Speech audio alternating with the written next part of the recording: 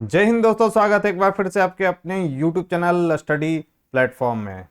दोस्तों, घटना चक्र की जो बीपीएससी 3.0 की सीरीज है वो लगातार मैं आपके लिए लेकर आ रहा हूं और वीडियो को देखकर ऐसा लग रहा है दोस्तों कि आपको मेरे द्वारा जो यह सीरीज स्टार्ट किया गया है वो काफ़ी पसंद आ रहा है। तो उसी क्रम में आज हम लोग दोस्तों अपनी इस सीरीज को आगे बढ़ाते हुए मध्यकालीन भारत के इतिहास से रिलेटेड अब तक जितने भी सवाल बीपीएससी में पूछे गए हैं दोस्तों उनको हम लोग देखने वाले हैं। तो जिन लोगों ने अभी तक हमारे चैनल को सब्सक्राइब नहीं किया तो सब्सक्राइब कर ले, बेल आइकन को प्रेस कर ले ताकि नई वीडियो की नोटिफिकेशन आपको समय समय पर मिलती रहे। साथ ही साथ अगर ये वीडियो पसंद आए तो प्लीज इस वीडियो को ज्यादा से ज्यादा लाइक करें और अपने दोस्तों के साथ इसे शेयर करें। तो चलिए दोस्तों, आज के फर्स्ट क्वेश्चन के साथ इस डिस्कशन को स्टार्ट करते हैं। फर्स्ट हमारा क्वेश्चन है, गुलाम वंश का प्रथम शासक कौन था? तो याद रखना है, गुलाम वंश का प्रथम शासक था कुतुबुद्दीन ऐबक। कब यह स्थापना करता है गुलाम वंश की? तो 1206 ईस्वी में। 1206 ईस्वी में यह गुलाम वंश की स्थापना करता है और इसकी राजधानी क्या रहती है? तो यह भी याद रखना है कि यह लाहौर को राजधानी बनाकर शासन व्यवस्था को संचालित करता है। ठीक है। अगर पूछा जाए कि गुलाम वंश का वास्तविक संस्थापक कौन था तो याद रखना है कि गुलाम वंश का जो वास्तविक संस्थापक था वह था इल्तुतमिश। ठीक है। कुतुब मीनार का जो निर्माण है वो कुतुबुद्दीन ऐबक के समय रखा जाता है, लेकिन यह बनकर तैयार किसके समय में होता है? तो इल्तुतमिश के समय होता है। कुतुबुद्दीन ऐबक से रिलेटेड आपको और क्या याद रखना है कि इसे लाख बख्श कहा जाता है। क्या कहा जाता है? लाख बख्श इसको कहा जाता है। इसको कुरान खा भी कहा जाता है। कुरान खा के नाम से भी हम इसे जानते हैं। और क्या क्या? तो 2.5 दिन का झोपड़ा नामक मस्जिद किसके द्वारा बनाया गया था? तो यह बनाया गया था कुतुबुद्दीन ऐबक के द्वारा। बलबन से रिलेटेड क्या याद रखना है आपको कि गुलाम वंश के किस शासक ने अपने राज दरबार को फारसी परंपराओं पर सजाया था? तो वो था बलबन। लौह एवं रक्त की नीति का पालन किसने किया था? गुलाम वंश के किस शासक ने? तो वह था बलबन। तो ये कुछ महत्वपूर्ण फैक्ट्स है दोस्तों जिसे आपको ध्यान में रखना है। अब आइए इस क्वेश्चन से रिलेटेड जो महत्वपूर्ण फैक्ट्स दिए गए हैं उनको हम लोग डिस्कस कर लेते हैं। तो भारत में गुलाम वंश का प्रथम शासक कुतुबुद्दीन ऐबक था। कब से कब तक इसका कार्यकाल है? तो 1206 से 1210। वह ऐबक नामक तुर्क जनजाति का था। बचपन में उसे निशापुर के काजी फखरुद्दीन अब्दुल अजीज कुकी ने एक दास के रूप में खरीदा था। काजी ने उसकी उचित ढंग से देखभाल की और सभी शिक्षाओं में पूर्ण कराया। ऐबक बचपन से ही अति सुरीले स्वर में कुरान पढ़ता था, जिस कारण वह कुरान खा यानी कुरान का पाठ करने वाला के नाम से प्रसिद्ध हो गया। बाद में वह निशापुर से गजनी लाया गया, जहां उसे गौरी ने खरीद लिया। अपनी प्रतिभा, लगन और ईमानदारी के बल पर शीघ्र ही ऐबक ने गौरी का विश्वास प्राप्त कर लिया। गौरी ने उसे आमीरे आखुर के पद पर प्रोन्नत कर दिया। तो याद रखना है कौन सा पद दिया गया था उसे? तो आमीर ए आखुर। किसके द्वारा दिया गया था? तो मोहम्मद गौरी के द्वारा। और यहीं से उसके जीवन का एक नया अध्याय प्रारंभ हुआ। वह दिल्ली का पहला तुर्क शासक था। यद्यपि वह लाहौर से ही शासन करता था, उसी को भारत में तुर्की राज का संस्थापक भी माना जाता है। गौरी की मृत्यु के बाद लाहौर के नागरिकों द्वारा आमंत्रित करने पर वहां पहुंचकर शासन सत्ता अपने हाथ में लिया। यद्यपि उसने अपना राज्याभिषेक गौरी की मृत्यु के 3 माह पश्चात यानी जून 1206 में कराया था। ऐबक ने कभी सुल्तान की उपाधि धारण नहीं की। तो ये याद रखना है कि ऐबक जो था उसने कभी भी सुल्तान की उपाधि धारण नहीं की थी। उसने केवल मलिक और सिपा सालार की पदवी से ही अपने को संतुष्ट रखा। याद रखना है कि सुल्तान की उपाधि ये नहीं धारण करता है, बल्कि मोहम्मद गौरी के द्वारा इसे पद दिया जाता है मलिक और सिपा सालार। इसी पद से यह खुश रहता है। गौरी के उत्तराधिकारी गियासुद्दीन द्वारा मुक्ति पत्र प्राप्त करने के बाद नियम पूर्वक 1208 ईस्वी में ऐबक को दास्ता से क्या मिली थी? मुक्ति मिली थी। तो ये कुछ महत्वपूर्ण फैक्ट्स हैं जिसे आपको ध्यान में रखना है। नेक्स्ट है, कुतुबुद्दीन ऐबक की राजधानी थी। तो कुतुबुद्दीन ऐबक की राजधानी थी लाहौर। नेक्स्ट है, 2.5 दिन का झोपड़ा क्या है? तो अभी मैंने आपको बताया था कि 2.5 दिन का झोपड़ा क्या था। तो यह एक मस्जिद है। राइट आंसर हो जाएगा ऑप्शन ए। तो अपनी उदारता के कारण कुतुबुद्दीन ऐबक इतना अधिक दान करता था कि उसे लाख बख्श यानी लाखों का दान देने वाला कहा जाता था। फरिश्ता ने लिखा है कि यदि व्यक्ति किसी की दानशीलता की प्रशंसा करते थे तो उसे अपने युग का ऐबक पुकारते थे। उसकी एक उपाधि कुरान ख्वाह भी थी। ऐबक को साहित्य से अनुराग था और स्थापत्य कला में भी रुचि थी। तत्कालीन विद्वान हसन निजामी और फक्र ए मुद्दबिर को उसका संरक्षण प्राप्त था। उन्होंने ऐबक को अपने ग्रंथ समर्पित किए थे। हसन निजामी ने ताज उल मासिर, ये याद रखना है, ये काफी इंपॉर्टेंट बुक है। ताज उल मासिर किसने लिखा है? तो हसन निजामी ने की रचना की। ऐबक ने दिल्ली में कुब्बत उल इस्लाम, याद रखेंगे, और अजमेर में 2.5 दिन का झोपड़ा, अजमेर में 2.5 दिन नामक झोपड़ा क्या है? तो यह एक मस्जिद का निर्माण कराया था। उसने दिल्ली में स्थित कुतुब मीनार का निर्माण कार्य प्रारंभ किया, जिसे इल्तुतमिश ने क्या किया था? पूरा करवाया था। नेक्स्ट है, कुतुब मीनार किसके द्वारा पूरा किया गया था? तो कुतुब मीनार जो है इल्तुतमिश के द्वारा पूरा किया गया था।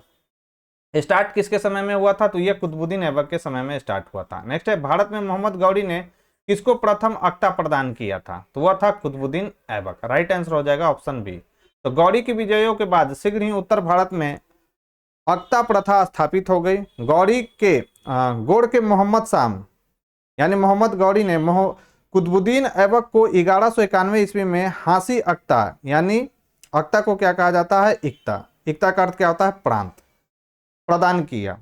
1192 से 1206 ईस्वी तक उसने गौड़ी के प्रतिनिधि के रूप में उत्तरी भारत के विजित भागों का प्रशासन संभाला। इस अवधि में ऐबक ने उत्तरी भारत में तुर्की शक्ति का क्या किया था? विस्तार भी किया था। नेक्स्ट, बिहार का प्रथम मुस्लिम विजेता कौन था? तो बिहार का प्रथम मुस्लिम विजेता कौन था? तो वह था बख्तियार खिलजी। तो मोहम्मद गौरी के एक साधारण दास इख्तियारुद्दीन मोहम्मद बिन बख्तियार खिलजी ने 1193 ईस्वी से 1202 ईस्वी के मध्य बिहार की विजय की तथा नालंदा एवं विक्रमशिला बिहार को तहस नहस कर राजधानी ओदंतपुरी पर कब्जा कर लिया। उसने 1198 से 1203 ईस्वी के आसपास बंगाल पर आक्रमण किया। उस समय वहां का शासक कौन था? तो याद रखना है, लक्ष्मण सेन था। वह बिना युद्ध किए ही भाग निकला। तुर्की सेना ने राजधानी नदिया में प्रवेश कर बुरी तरह लूटपाट की। राजा की अनुपस्थिति में नगर ने आत्मसमर्पण कर दिया। लक्ष्मण सेन ने भाग कर दक्षिण बंगाल में शरण ली और वहीं कुछ समय तक शासन करता रहा। प्रसिद्ध पर्शियन इतिहासकार, उनका नाम है मिन्हाज उज सिराज, ने अपनी पुस्तक तबकाते नासरी, ये याद रखना है कि तबकाते नासरी किनके द्वारा लिखा गया है? तो वे हैं मिन्हाज उज सिराज में बिहार में उसके हमलों के बारे में विस्तार से वर्णन किया गया। तो ये इंपॉर्टेंट पुस्तक है दोस्तों, याद रखेंगे आप लोग। नेक्स्ट है, बिहार में तुर्क सत्ता का वास्तविक संस्थापक कौन था? तो वह था कौन? बख्तियार यानी इब्न बख्तियार खिलजी। राइट आंसर हो जाएगा बी। बिहार पर बख्तियार खिलजी के हमले का पहला विवरण प्राप्त होता है। तो यह कहां से प्राप्त होता है? तबकाते नासरी से। कौन इसके लेखक है? तो मिन्हाज उज सिराज। नेक्स्ट है, नालंदा बिहार का विध्वंस किया था। तो यह किया गया था बख्तियार खिलजी के द्वारा। राइट आंसर हो जाएगा ऑप्शन ए है। मुस्लिम शासक जिसका साम्राज्य दार उल इस्लाम का एक भाग माना जाता था, कौन था? तो वह था इल्तुतमिश। राइट आंसर हो जाएगा ऑप्शन सी। ये VVI क्वेश्चन है दोस्तों, याद रखेंगे। तो इल्तुतमिश के काल में 1229 ईस्वी में बगदाद के खलीफा ने इल्तुतमिश को खिल्लत प्रदान की। अब सल्तनत सैद्धांतिक रूप से बगदाद के खलीफा के अधीन दार उल इस्लाम का एक भाग बन गया था। ठीक है। नेक्स्ट है हमारा, इल्तुतमिश ने बिहार में अपना प्रथम सूबेदार नियुक्त किया था। तो ये इंपॉर्टेंट है। तो मलिक जानी को इल्तुतमिश ने बिहार में अपना प्रथम सूबेदार नियुक्त किया था। राइट आंसर हो जाएगा ऑप्शन डी। इल्तुतमिश ने बिहार शरीफ एवं बाढ़ पर अधिकार कर राजमहल की पहाड़ियों में तेलैया गढ़ी के समीप हिसामुद्दीन एवाज को पराजित किया। यह भी नाम आपको याद रखना है। एवाज ने इल्तुतमिश की अधीनता स्वीकार कर ली। इल्तुतमिश ने एवाज के स्थान पर मलिक जानी को बिहार का सूबेदार नियुक्त किया। नेक्स्ट है, राजत्व के उसके सिद्धांत प्रतिष्ठा, शक्ति और न्याय के सिद्धांतों पर आधारित थे। बलबन के बारे में यह शब्द किसने कहा था? तो यह कहा गया था जियाउद्दीन बर्नी के द्वारा। राइट आंसर हो जाएगा ऑप्शन बी। और ये सभी देख रहे हैं कि लेटेस्ट क्वेश्चन 22 में ही पूछा गया ये सब सवाल है। तो बलबन के बारे में जियाउद्दीन बर्नी यह कहता है कि राजत्व के उसके सिद्धांत प्रतिष्ठा, शक्ति और न्याय के सिद्धांतों पर आधारित थे। ज्ञातव्य है कि बलबन दिल्ली सल्तनत काल के दौरान गुलाम वंश का एक शासक था। उसने रक्त एवं लौह की नीति अपनाई थी, जैसा कि मैंने आपको फर्स्ट क्वेश्चन में बताया था। नेक्स्ट है भारत के एकीकरण के बाद वह मध्य पूर्व और पश्चिमी एशिया को एक करना चाहता था, जो एक विश्व साम्राज्य की स्थापना की और एक महत्वपूर्ण कदम था। आरपी त्रिपाठी ने मुगल कालीन भारत के किस सम्राट के बारे में यह लिखा है? तो यह लिखा है अकबर के बारे में। राइट आंसर हो जाएगा ऑप्शन सी। तो आरपी त्रिपाठी मुगल कालीन सम्राट अकबर के बारे में यह लिखते हैं कि भारत के एकीकरण के बाद वह मध्य पूर्व एवं पश्चिमी एशिया को एक करना चाहता था, जो एक विश्व साम्राज्य की स्थापना की ओर एक महत्वपूर्ण कदम था। अलाउद्दीन दिल्ली का प्रथम तुर्की सुल्तान था, जिसे धर्म को राज्य के अधीन लाने का और ऐसे घटकों से परिचय कराने का श्रेय जाता है जो सैद्धांतिक रूप में राज्य को धर्मनिरपेक्ष बनाते हैं। ये शब्द किसने लिखे हैं? तो यह लिखा है किसने? तो A.L. श्रीवास्तव ने। राइट आंसर हो जाएगा ऑप्शन सी। तो A.L. श्रीवास्तव अलाउद्दीन खिलजी के बारे में लिखते हैं कि अलाउद्दीन दिल्ली का प्रथम तुर्की सुल्तान था, जिसे धर्म को राज्य के अधीन लाने का और ऐसे घटकों से परिचय कराने का श्रेय जाता है जो सैद्धांतिक रूप में राज्य को धर्मनिरपेक्ष बनाते हैं। नेक्स्ट है, वह प्रथम मुस्लिम शासक कौन था जिसने शासन के सिद्धांत यानी थ्योरी ऑफ किंगशिप्स को राजाओं के ईश्वरीय अधिकार सिद्धांत यानी थ्योरी ऑफ डिवाइन राइट के समान प्रतिपादित किया था? तो ये इंपॉर्टेंट सवाल है दोस्तों, याद रखना है। तो वह था कौन? तो वह था बलबन। राइट आंसर हो जाएगा ऑप्शन सी।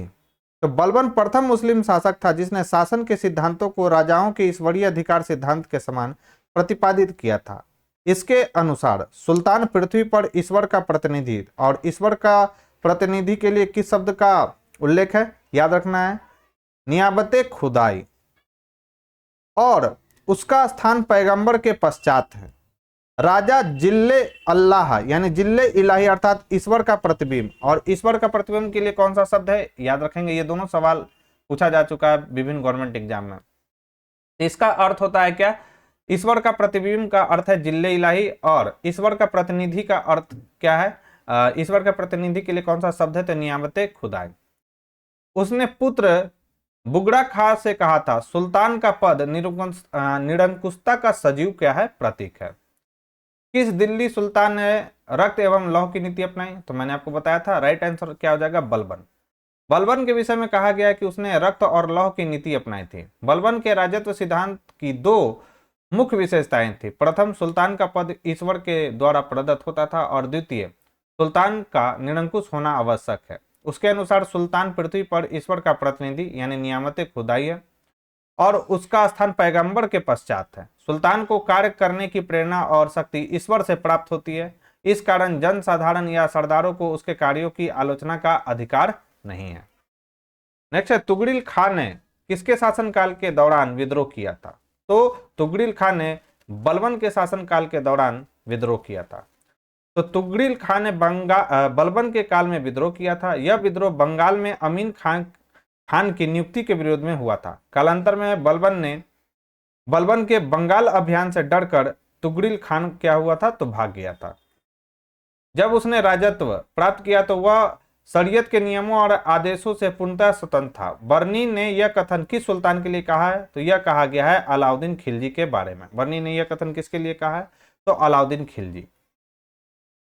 जलाउद्दीन बर्नी ने उक्त कथन अलाउद्दीन खिलजी के लिए कहा है। अलाउद्दीन दिल्ली का पहला सुल्तान था जिसने धर्म पर राज्य का नियंत्रण स्थापित किया। इस संदर्भ में अपनी नीति की व्याख्या करते हुए वह स्वयं कहता है कि मैं नहीं जानता कि कानून की दृष्टि से क्या उचित है और क्या अनुचित।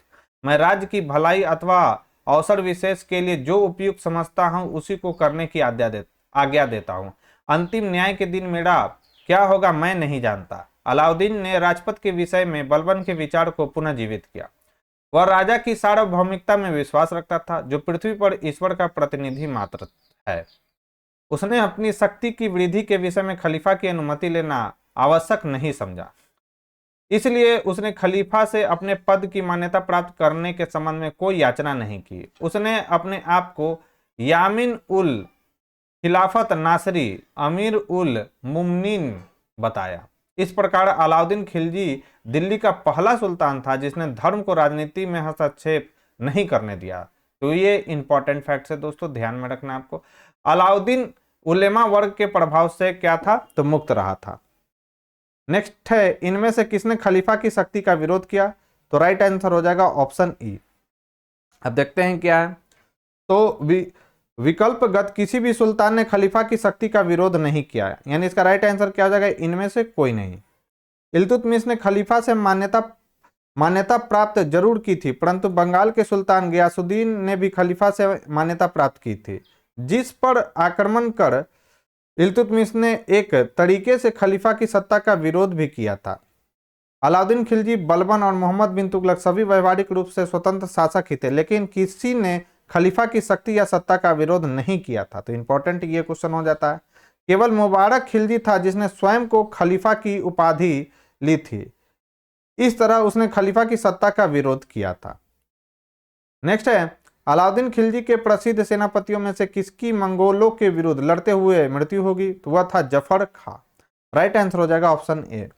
तो अलाउद्दीन का प्रसिद्ध सेनापति जफर खां मंगोलों के विरुद्ध लड़ता हुआ मारा गया, जो अपने समय का श्रेष्ठ और साहसी सेनापति था। जफर खां के शौर्य और भारतीय सेना की दृढ़ता से मंगोल इतने प्रभावित हुए कि वे उसी रात को 30 कोस पीछे हट गए और वापस चले गए। नेक्स्ट है, इनमें से किसने हुमायूं को यह प्रस्ताव दिया था कि यदि उसे बंगाल पर अधिकार करने दिया जाए तो वह बिहार को समर्पित कर देगा और 10 लाख दिनार की वार्षिक श्रद्धांजलि अर्पित करेगा? तो यह किसके द्वारा कहा गया था? तो यह कहा गया था शेर खान के द्वारा। राइट आंसर हो जाएगा ऑप्शन बी। ये 68वीं बीपीएससी में पूछा गया सवाल है, तो ये इंपॉर्टेंट है, लेटेस्ट क्वेश्चन है। बंगाल अभियान के समय शेर खान ने हुमायूं को यह प्रस्ताव दिया था कि वह बिहार हुमायूं को सौंप देगा यदि उसे बंगाल पर अधिकार करने दिया जाए, साथ ही वह 10 लाख दिनार का वार्षिक श्रद्धांजलि भी अर्पित करेगा। नेक्स्ट है, रानी पद्मिनी का नाम अलाउद्दीन की चित्तौड़ विजय से जोड़ा जाता है, उनके पति का नाम है? तो उनके पति का नाम है राणा रतन सिंह। राइट आंसर हो जाएगा ऑप्शन बी। तो पद्मिनी की कहानी का आधार 1540 ईस्वी में मलिक मोहम्मद जैसी द्वारा लिखित काव्य पुस्तक पद्मावत है।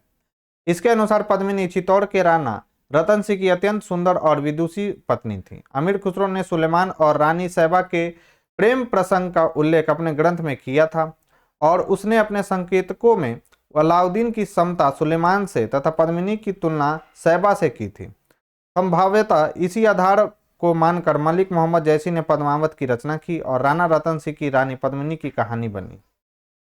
अलाउद्दीन खिलजी के आक्रमण के समय देवगिरी का शासक कौन था? इंपॉर्टेंट सवाल है। तो अलाउद्दीन खिलजी के आक्रमण के समय देवगिरी का शासक था रामचंद्र देव। राइट आंसर हो जाएगा ऑप्शन ए। अलाउद्दीन के आक्रमण के समय देवगिरी का शासक रामचंद्र देव था। 1296 ईस्वी में देवगिरी के शासक रामचंद्र देव ने अलाउद्दीन के सफल आक्रमण से बाध्य होकर उसे प्रतिवर्ष एली चपूर की आय भेजने का वादा किया था, परंतु 1305 ईस्वी अथवा 1306 ईस्वी में उसने उस कर को दिल्ली नहीं भेजा, जिस कारण 1307 ईस्वी में अलाउद्दीन ने मलिक कफूर के नेतृत्व में एक सेना देवगिरी पर आक्रमण करने के लिए भेजी। राजा रामचंद्र देव युद्ध में पराजित हुआ और उसने क्या कर दिया? आत्मसमर्पण कर दिया। नेक्स्ट है, किस सुल्तान के काल में खालिसी भूमि अधिक पैमाने में विकसित हुई? तो वो कौन सा शासक था? तो अलाउद्दीन खिलजी के समय।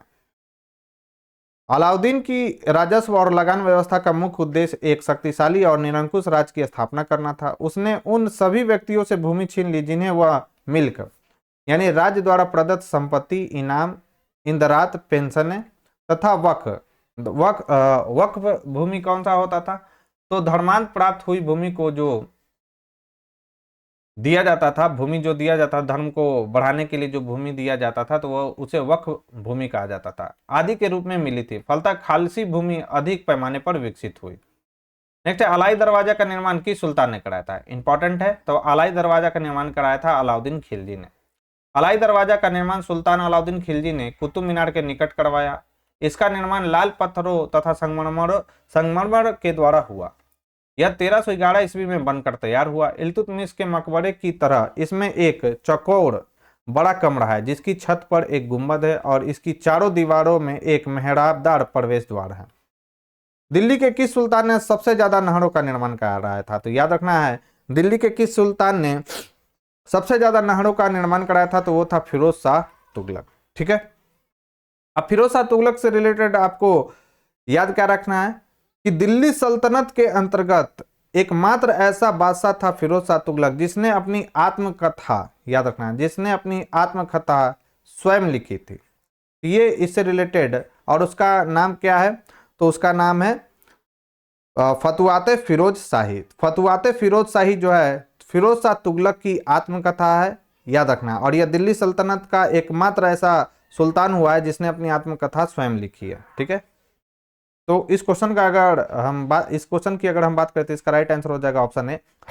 तो फिरोज शाह तुगलक का शासनकाल भारत में नहरों के सबसे बड़े जाल का निर्माण करने के कारण प्रसिद्ध रहा। सिंचाई की सुविधा के लिए उसने 5 बड़ी नहरों का निर्माण कराया।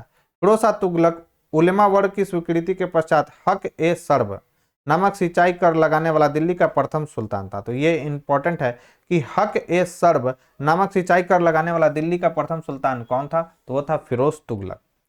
उन किसानों को जो सिंचाई के लिए शाही नहरों का पानी प्रयोग में लाते थे, अपनी पैदावार का 1/10 भाग सरकार को देना पड़ता था। याद रखेंगे। फिरोज तुगलक द्वारा स्थापित दार उल सफा क्या था, तो यह एक क्या था, तो यह था एक खैराती अस्पताल। राइट आंसर हो जाएगा ऑप्शन बी।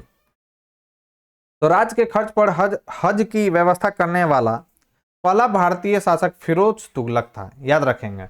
उसने दार उल सफा नामक एक खैराती अस्पताल की स्थापना भी की थी और उसने कुशल हकीम रखे। उसमें क्या रखा था, उसने कुशल हकीम को। निम्नलिखित में से किस सुल्तान ने बेरोजगारों को रोजगार दिलवाया, तो वह था फिरोज शाह तुगलक। अब काफी अच्छे काम किया गया था फिरोज शाह तुगलक के द्वारा। फिरोज शाह तुगलक ने सामान्य लोगों की भलाई के लिए कुछ उपकार के कार्य किए। नियुक्ति के लिए एक दफ्तर यानी रोजगार दफ्तर खोलकर तथा प्रत्येक मनुष्य के गुण एवं योग्यता की पूरी जांच पड़ताल के बाद यथासंभव अधिक से अधिक लोगों को नियुक्ति देकर उसने बेकारी की समस्या को हल करने का क्या किया था, प्रयास किया था। नेक्स्ट, निम्नलिखित में से किस सुल्तान के दरबार में सबसे अधिक गुलाम थे, तो वो कौन था, फिरोज तुगलक। गुलामों के लिए इसने अलग विभाग ही बना दिया था, उसका नाम था दीवाने बंदगान। आगे डिस्कस करते हैं हम लोग इसमें। फिरोज तुगलक को दासों का बहुत शौक था। उसके समय दासों की संख्या संभवतः 1,80,000 तक पहुंच गई थी। उसकी देखभाल के लिए एक पृथक यानी अलग विभाग बनाया था जिसे दीवाने बंदगान कहा जाता है, का गठन किया गया था। उस दासों की शिक्षा का पूर्ण ध्यान रखा जाता था। उन दासों की जो है शिक्षा का क्या रखा जाता था, पूर्ण ध्यान रखा जाता था। निम्नलिखित में से किस सुल्तान ने फलों की गुणवत्ता सुधारने के लिए उपाय किए, तो वो था फिरोज तुगलक। फिरोज तुगलक बागवानी में अपनी अभिरुचि के कारण दिल्ली के निकट लगभग 1200 नए बाग लगवाए तथा अलाउद्दीन के 30 पुराने बागों को फिर से लगवाया। नेक्स्ट है, फारसी यात्री अब्दुल रज्जाक भारत में किस राजा के शासनकाल में आया था, तो यह आया था देवराय द्वितीय के शासनकाल में। तो फारसी राजा अब्दुल रज्जाक संगम वंश के सबसे प्रतापी शासक देवराय द्वितीय कब से कब तक इनका कार्यकाल है, तो 1422 से 1446 के शासनकाल में विजयनगर आया था। उसने अपने यात्रा वृत्तांत क्या नाम है, मतला उस सदाइन व मज्म उल बहरी में देवराय द्वितीय के शासनकाल का वर्णन किया है। नेक्स्ट है, तैमूर के आक्रमण के बाद भारत में किस वंश का राज्य स्थापित हुआ, तो सैयद वंश का राज्य स्थापित हुआ था तैमूर के आक्रमण के बाद। तो तैमूर के आक्रमण कब किया था, तैमूर लंग ने भारत पर आक्रमण 1398 ईस्वी में। तुगलक शासन को कमजोर कर दिया। 1412 ईस्वी में नासरुद्दीन की मृत्यु के साथ ही तुगलक वंश का अंत हो गया। तो याद रखना है कि तुगलक वंश का अंतिम शासक कौन था, तो नासरुद्दीन। 1413 ईस्वी में सरदारों ने दौलत खां को दिल्ली का सुल्तान चुना, परंतु उसे दौलत खां के सूबेदार खिज्र खां ने पराजित कर दिया। वह तैमूर द्वारा नियुक्त लाहौर का सूबेदार था। तैमूर के आक्रमण के बाद 1414 ईस्वी में उसने दिल्ली पर अधिकार कर एक नए वंश सैयद वंश की नींव रखी। इंपॉर्टेंट है दोस्तों, सैयद वंश की स्थापना किसने किया, खिज्र खां ने किया। कब किया था, तो 1414 ईस्वी में। नेक्स्ट है, निम्नलिखित में से किस सुल्तान ने एक नगर बसाया जहां अब आगरा है, तो यह बसाया गया था किसके द्वारा, सिकंदर लोदी के द्वारा। तो आगरा शहर को किसने बसाया था, तो सिकंदर लोदी ने। 17 जुलाई 1489 ईस्वी को निजाम खां सुल्तान सिकंदर शाह के नाम से सिंहासन पर बैठा। तो यह भी पूछ सकता है कि सुल्तान सिकंदर शाह यानी सिकंदर शाह का मूल नाम क्या था, तो निजाम खां। वह लोदी वंश का महानतम शासक था। 1504 ईस्वी में सिकंदर लोदी ने राजस्थान के शासकों पर नियंत्रण के उद्देश्य यमुना नदी के किनारे आगरा नामक नवीन नगर बसाया और उसे अपनी राजधानी बनाया। कब? तो 1504 में। ये डेट भी याद रखना है दोस्तों, डेट भी पूछा हुआ है विभिन्न गवर्नमेंट एग्जाम में। उसने कृषि और व्यापार की उन्नति के लिए प्रयत्न किया। नाप का पैमाना गजे सिकंदरी उसी के समय आराम किया गया। याद रखना है, गजे सिकंदरी को किसने शुरुआत किया था या किसने शुरू किया था? तो सिकंदर लोदी ने। उसने निर्धनों के लिए मुफ्त भोजन की व्यवस्था की। उसके समय में योग्य व्यक्तियों की एक सूची बनाकर प्रत्येक 6 माह पश्चात उसके सामने प्रस्तुत की जाती थी। वह शिक्षित और विद्वान था। उसके स्वयं के आदेश से एक आयुर्वेदिक ग्रंथ का फारसी में अनुवाद किया था, जिसका नाम क्या है? तो फरहंगे सिकंदरी। याद रखना है, यह आयुर्वेदिक ग्रंथ है। उसके समय में गायन विद्या का एक श्रेष्ठ ग्रंथ था, उसका नाम क्या है? तो लज्जते सिकंदरी की रचना हुई। सिकंदर लोदी शहनाई सुनने का बहुत शौकीन था। वह गुलरुखी, ये भी सवाल आ चुका है, गुलरुखी उपनाम से कविताओं की रचना कौन करता था? तो वह था सिकंदर लोदी। नेक्स्ट है, विजयनगर साम्राज्य के संस्थापक कौन थे? तो ये थे हरियर और बुक्का। राइट आंसर हो जाएगा ऑप्शन सी। तो विजयनगर साम्राज्य की स्थापना मोहम्मद बिन तुगलक के शासन काल में वर्ष 1936 ईस्वी में हरियर एवं बुक्का नामक 2 भाइयों द्वारा किया गया था। इस राज्य की राजधानी हम्पी थी, जो कि तुंगभद्रा नदी के किनारे स्थित थी। विजयनगर के उस पहले शासक की पहचान करें जिसने बहमनियों से गोवा को छीना। तो वह शासक कौन था जिसने बहमनियों से गोवा को छीना? तो वह था हरियर द्वितीय। इंपॉर्टेंट सवाल है दोस्तों, ध्यान में रखना है। 1377 ईस्वी में बुक्का की मृत्यु के बाद उसका पुत्र हरियर द्वितीय सिंहासन पर बैठा। उसने महाराजा धीराज की उपाधि धारण की। तो याद रखना है, किसने महाराजा धीराज की उपाधि धारण की थी पहली बार? तो हरियर द्वितीय ने। उसने कनाड़ा, मैसूर, त्रिचिनापल्ली, काची आदि प्रदेशों को जीता और श्रीलंका के राजा से राजस्व वसूल किया। बहमनी राज्य से भी उसका संघर्ष हुआ। 1377 ईस्वी में सुल्तान मुजाहिद ने उसके राज्य पर आक्रमण किया, किंतु सफल नहीं हुआ। हरियर द्वितीय की सबसे बड़ी सफलता पश्चिम में बहमनी राज्य से बेलगांव व गोवा छीनना था। वह शिव यानी विरूपाक्ष का उपासक था। तो यह भी पॉइंट आपको ध्यान में रखना है। नेक्स्ट, विजयनगर के राजा कृष्णदेवराय ने गोलकुंडा का युद्ध किस राजा के साथ लड़ा था? तो यह लड़ा गया था कुली कुतुब शाह के द्वारा। राइट आंसर हो जाएगा ऑप्शन ए। तो विजयनगर के राजा कृष्णदेवराय ने गोलकुंडा का युद्ध गोलकुंडा के सुल्तान कुली कुतुब शाह के साथ लड़ा था। गोलकुंडा में कुतुब शाही वंश की स्थापना किसके द्वारा किया गया था? तो यह कई बार सवाल आ चुका है, कुली कुतुब शाह के द्वारा। जब कृष्णदेवराय उड़ीसा के साथ युद्ध में व्यस्त था, तब कुतुब शाह ने विजयनगर की सीमा पर स्थित पांगल और गुंटूर के दुर्ग पर आक्रमण किया तथा वारंगल, कोंडविद्दू आदि के किले जीत लिए। इसके पश्चात उसने विजयनगर पर आक्रमण करने का प्रयास किया। कृष्णदेवराय और कुतुब शाह के बीच संघर्ष हुआ। कुतुब शाही सेना क्या हुई थी? इसमें पराजित हुई थी। नेक्स्ट, विजयनगर साम्राज्य के वित्तीय व्यवस्था की मुख्य विशेषता क्या थी? तो वह था भू राजस्व। राइट आंसर हो जाएगा ऑप्शन बी। इंपॉर्टेंट फैक्ट देख लेते हैं। विजयनगर राज्य को विभिन्न स्रोतों से आय प्राप्त होती थी, यथा भू राजस्व, संपत्ति कर, व्यापारी कर, व्यवसायिक कर, उद्योगों पर लगाए जाने वाले कर, सामाजिक और सामुदायिक कर तथा अपराधों के लिए आरोपित अर्थदंड। भूमि का भली भांति सर्वेक्षण किया जाता था तथा उपज का 1/6 भाग भूमि कर के रूप में वसूल किया जाता था। शिष्ट क्या था? तो यह एक भूमि कर था।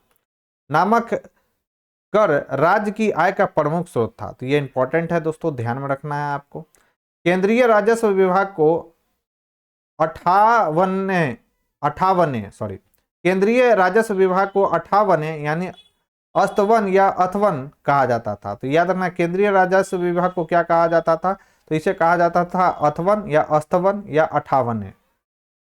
नेक्स्ट है, विजयनगर साम्राज्य का अवशेष कहाँ मिलता है? तो यह हमें मिलता है हम्पी में। राइट आंसर हो जाएगा ऑप्शन सी। तो हम्पी के खंडहर वर्तमान कर्नाटक में अवस्थित है। यह विजयनगर साम्राज्य की प्राचीन राजधानी का प्रतिनिधित्व करते हैं। विजयनगर काल में बना विरूपाक्ष मंदिर यहीं पर अवस्थित है। हम्पी यूनेस्को की विश्व विरासत स्थलों की सूची में भी क्या है दोस्तों? तो सम्मिलित है। नेक्स्ट है, दीवाने अर्ज विभाग संबंधित है। तो यह जो है दीवाने अर्ज विभाग रक्षा विभाग से संबंधित है। इस विभाग की स्थापना किसके द्वारा किया गया था? तो यह किया गया था बलबन के द्वारा। तो दीवाने आरिज अथवा आरिजे मुमालिक सल्तनत काल में सैन्य विभाग का प्रमुख अधिकारी होता था और आरिजे मुमालिक का विभाग ही दीवाने अर्ज कहलाता था। इस विभाग की स्थापना किसके द्वारा किया गया था? तो यह किया गया था बलबन के द्वारा। नेक्स्ट है शिवाजी की राजधानी कहाँ थी? सभी को मालूम होगा शिवाजी की राजधानी कहाँ पर थी, तो रायगढ़ में। 1674 ईस्वी में शिवाजी ने अपने राज्याभिषेक कराया था तथा छत्रपति की उपाधि धारण की एवं रायगढ़ को अपनी राजधानी बनाया। उस युग के महान विद्वान बनारस के पंडित विश्वेश्वर उर्फ उनका नाम क्या था, गंगा भट्ट ने उन्हें क्षत्रिय घोषित करते हुए उनका क्या कराया था, राज्याभिषेक कराया था। नेक्स्ट है बहमनी राज का संस्थापक कौन था? सभी को मालूम होगा अलाउद्दीन हसन जो शाह था वह बहमनी राज का संस्थापक था। राइट आंसर हो जाएगा ऑप्शन ए। दक्कन के आमिरान ए सादाह के विद्रोह के परिणाम स्वरूप मोहम्मद बिन तुगलक के शासनकाल के अंतिम दिनों में बहमनी साम्राज्य की स्थापना हुई। जफर खां, जिसे हम लोग हसन गंगू के नाम से भी जानते हैं, नामक एक सरदार ने अलाउद्दीन हसन बहमन शाह की उपाधि धारण कर 1347 ईस्वी में सिंहासन रूढ़ हुआ और बहमनी साम्राज्य की नींव डाली। उसने गुलबर्गा को अपने नव संस्थापित साम्राज्य की राजधानी बनाई। तो याद रखना है बहमनी राज की राजधानी क्या था, तो गुलबर्गा था। किसने इसको राजधानी बनाया था, तो वह था अलाउद्दीन हसन बहमन शाह तथा उसका नाम क्या रखा था, तो अहसानाबाद। तो याद रखें गुलबर्गा का नाम क्या था, तो वह था अहसानाबाद। अपने साम्राज्य के शासन काल के लिए उसने उसे चारों तरफ अथवा प्रांतों में विभाजित किया, गुलबर्गा, दौलताबाद, बरार और बीदर। प्रत्येक प्रांत का एक शासक के अधीन था। गुलबर्गा का प्रांत सबसे महत्वपूर्ण था। इसमें बीजापुर भी क्या था, सम्मिलित था। दक्षिण के हिंदू शासकों को उसने अपने अधीन किया तथा अपने अनुयायियों को पद और जागीर प्रदान करने की नई प्रथा प्रारंभ की। उसने हिंदुओं से जजिया न लेने का आदेश दिया था। तो यह भी पॉइंट याद रखना है हसन गंगू से। नेक्स्ट है सरंजामी प्रथा किससे संबंधित थी? इंपॉर्टेंट है दोस्तों। तो सरंजामी जो प्रथा है वह मराठा भू राजस्व प्रथा है, उसी से यह संबंधित है। तो मराठा काल में सरंजामी प्रथा भू राजस्व प्रथा से संबंधित थी। इस काल में मराठा जागीरदारों को सरंजामी भूमि उनके निर्वहन के लिए प्रदान की जाती थी। नेक्स्ट, निम्नलिखित में से कौन भूमि उत्पाद पर लगने वाले कर को इंगित करता है? तो कौन करता है, तो याद रखना है खराज। और कौन करता है, उस्र और मुक्तई। खुम्स जो है युद्ध में लूटा हुआ जो धन होता है उसी को कहा, युद्ध में लूटा गया धन को खुम्स या खम्स भी बोला जाता है इसको।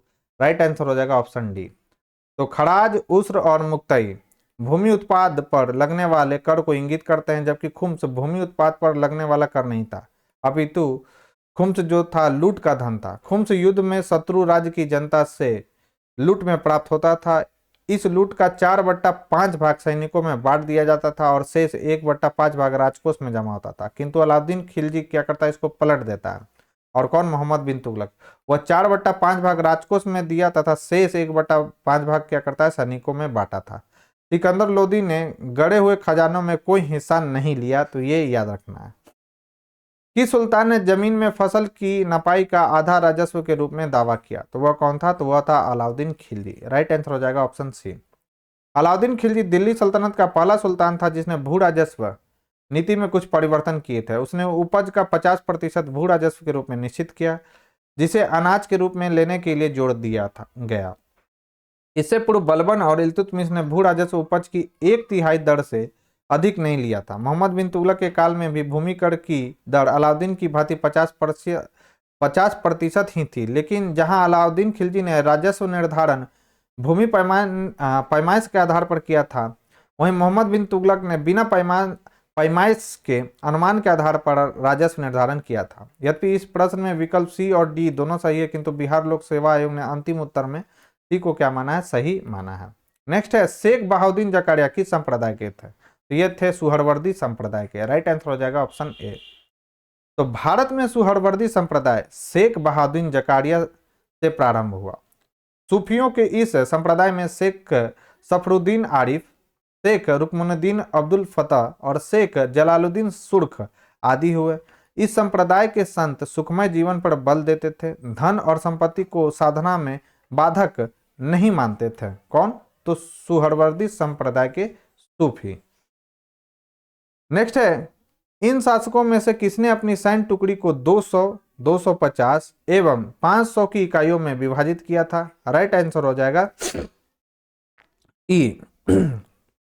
इस्लाम शाह शेर शाह का पुत्र था। इस्लाम शाह ने पूरे उत्तर भारत में लगभग 8 वर्षों तक शासन किया और उसकी मृत्यु 1553 में ईस्वी में हुई। इस्लाम शाह ने अपनी सैन्य टुकड़ियों को 50, 200, 250 और 500 की इकाइयों में विभाजित किया था। संभवतः शेर शाह के समय में भी सैन्य विभाजन की यह प्रणाली प्रचलित थी। ज्ञातव्य कि बिहार लोक सेवा आयोग ने इस प्रश्न का उत्तर क्या माना है? ई माना है। जबकि राइट आंसर क्या होना चाहिए था कि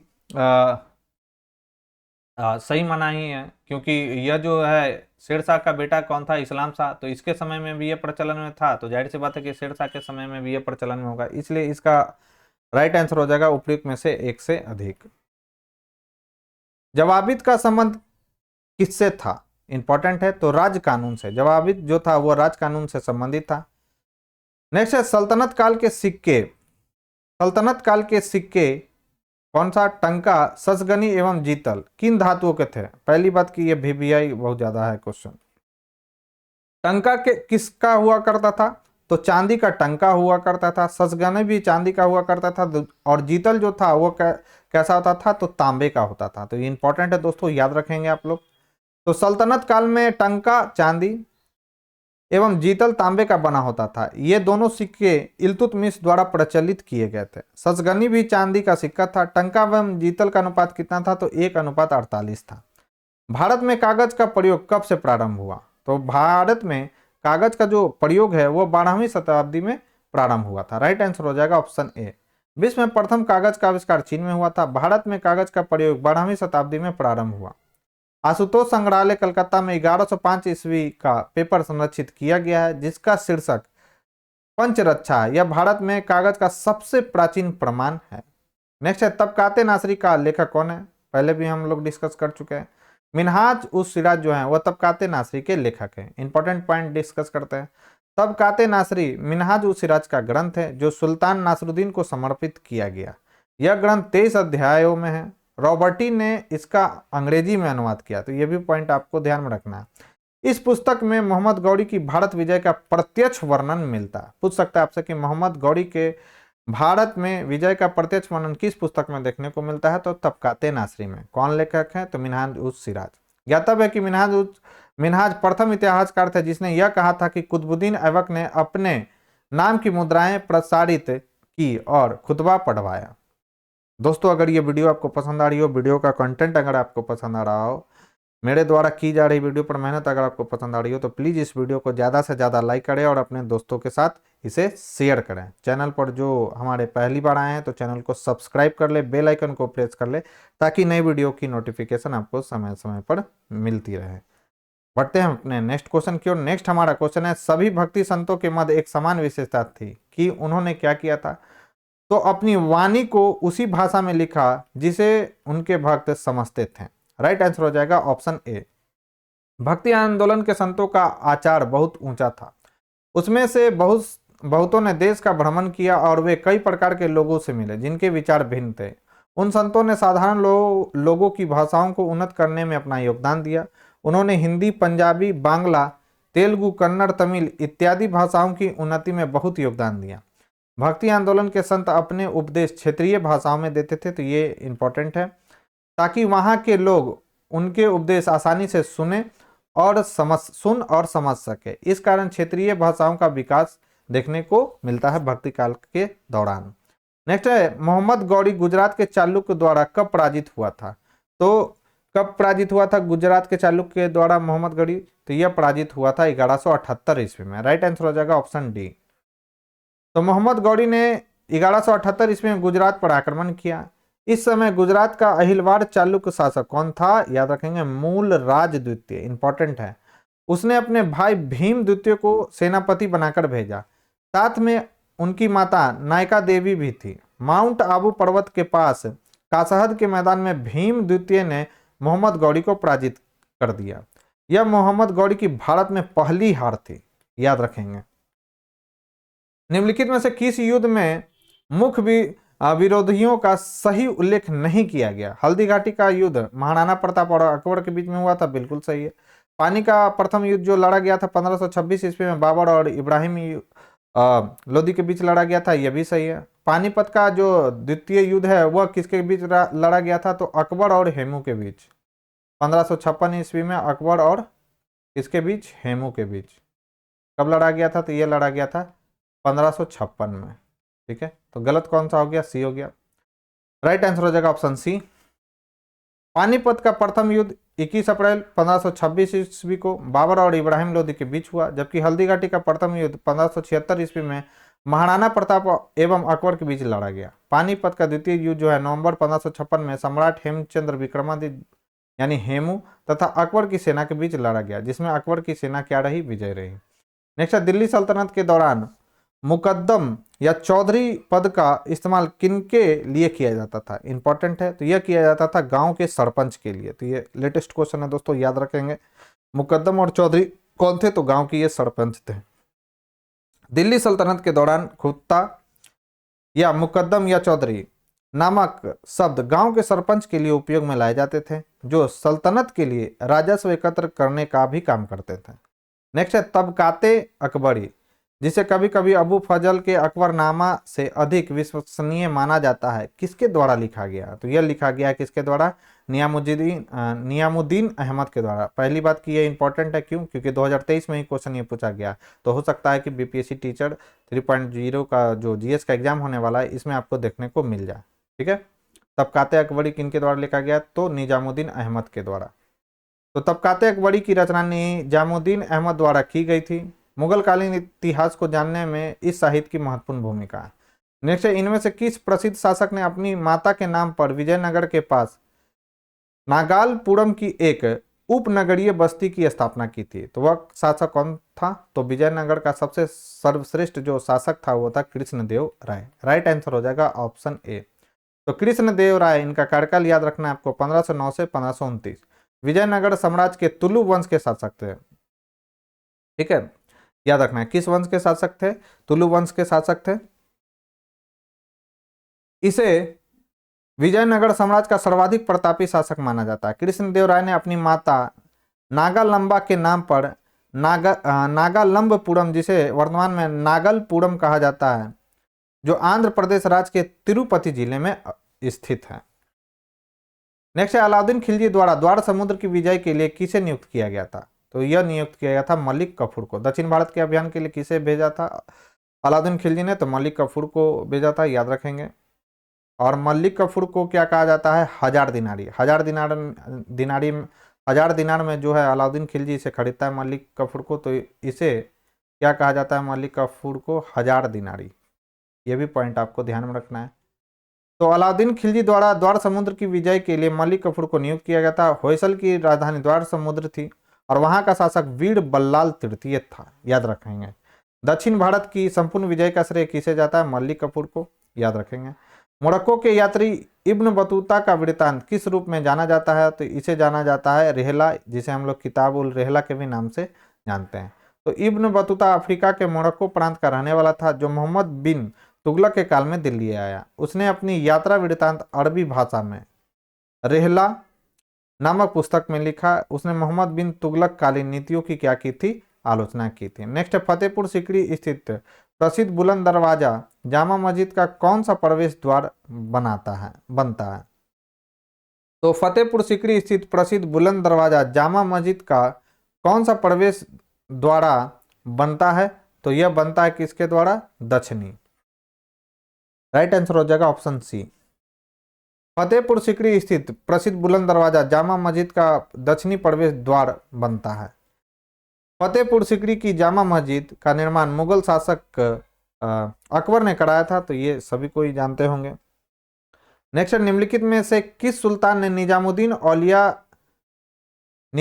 औलिया ने भेंट करने से इनकार कर दिया, तो निम्नलिखित में से किस सुल्तान से निजामुद्दीन औलिया ने भेंट करने से इनकार कर दिया, तो वह था अलाउद्दीन खिलजी। तो शेख निजामुद्दीन औलिया ने 7 सुल्तानों का शासन देखा, यह भी सवाल पूछा गया, जो कि एक के बाद एक सत्ताहीन होते रहे, किंतु वे कभी किसी के दरबार में नहीं गए। सुल्तान अलाउद्दीन खिलजी ने शेख से मिलने का बहुत प्रयास किया, यहाँ तक कि उसने शेख के प्रिय शिष्य अमीर खुसरो के माध्यम से भी प्रयत्न किया, किंतु जब शेख को ज्ञात हुआ कि सुल्तान आने वाला है तो वे अजूधन चले गए। इस प्रकार औलिया न तो सुल्तान से मिले और न ही इनकार किया। दूसरी तरफ जब अलाउद्दीन ने उनसे मिलने की आज्ञा मांगी तो शेख ने उत्तर दिया कि मेरे मकान के 2 दरवाजे हैं, यदि सुल्तान एक के द्वारा आएगा तो मैं दूसरे के द्वारा बाहर चला जाऊंगा। उन्होंने अलाउद्दीन से मिलने से इनकार कर दिया था। वे महबूबे इलाही के नाम से प्रसिद्ध थे। और याद रखना है, निजामुद्दीन औलिया का मकबरा कहां पर है, तो यह दिल्ली में स्थित है। ठीक है, याद रखना है। 12 मासा की रचना किसने की थी, तो यह किया गया था मलिक मोहम्मद जैसी के द्वारा। राइट आंसर हो जाएगा ऑप्शन सी। 12 मासा की रचना मलिक मोहम्मद जैसी ने की थी। जैसी की पद्मावत, अखड़ावत तथा आखिरी कलाम में भी पद्मावत का हिंदी साहित्य में महत्वपूर्ण स्थान है। याद रखेंगे कि इनकी रचना कौन कौन सी है, तो पद्मावत है, अखड़ावत है और आखिरी कलाम। इन सब में सबसे ज्यादा फेमस कौन है, तो वह है पद्मावत। नेक्स्ट, पानीपत के युद्ध में बाबर की जीत का मुख्य कारण क्या था, तो बाबर की जीत का मुख्य कारण जो था वो था उनकी सैन्य कुशलता। राइट आंसर हो जाएगा ऑप्शन बी। पानीपत की पहली लड़ाई, डेट याद रखेंगे, 21 अप्रैल 1526 ईस्वी को बाबर और इब्राहिम लोदी के बीच हुई, जिसमें अपनी सैन्य कुशलता के बल पर बाबर ने विजय प्राप्त की। बाबर की सैन्य संख्या लोदी सेना से कम थी, फिर भी उसकी कुशल सैन्य नीति के चलते विजय श्री ने उसका वरण किया। इब्राहिम लोदी स्वयं एक अनुभव शून्य व्यक्ति था।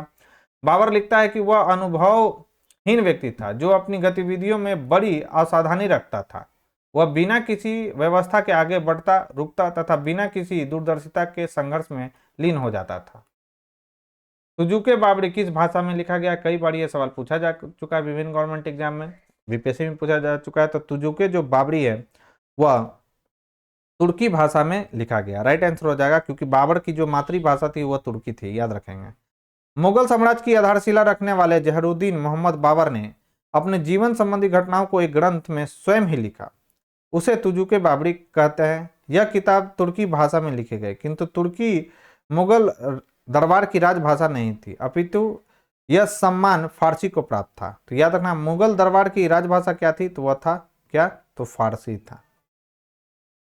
हुमायूं ने चुनार दुर्ग पर प्रथम बार आक्रमण किया था, तो 1532 ईस्वी में। हुमायूं ने चुनार दुर्ग पर प्रथम बार आक्रमण 1532 ईस्वी में किया था। इस किले को उसने 4 महीने तक घेरे रखा, जिसके बाद शेर खान ने हुमायूं की अधीनता स्वीकार कर ली। इसके अतिरिक्त 1531 ईस्वी में उसने कालिंजर पर आक्रमण किया और 1532 ईस्वी में रायसीन के महत्वपूर्ण किले को भी क्या कर लिया था, जीत लिया था। नेक्स्ट है, निम्नलिखित में से किसने अपने बादशाह पति के लिए मकबरे का निर्माण कराया था, तो वह कौन था, तो हाजी बेगम ने। हाजी बेगम ने अपने बादशाह पति के लिए क्या किया था, मकबरे का निर्माण कराया था। हाजी बेगम ने अपने पति हुमायूं के मकबरे का निर्माण दिल्ली में कहां पर, तो दीन पनाह में 1564 ईस्वी में कराया था। इस मकबरे का नक्शा मीरक मिर्जा गयास, यानी कौन थे ये, ईरानी वास्तुकार थे, ने तैयार किया था। श्वेत संगमरमर से बना यह भारत का प्रथम गुंबद वाला मकबरा था, तो ये भी आपको याद रखना है। इस मकबरे के परितः एक बाग की रचना हुई।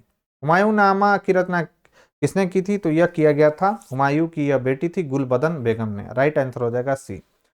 बाबर की शहजादी गुलबदन बेटी मैं बोल रहा हूं, ये हुमायूं की बहन थी। तो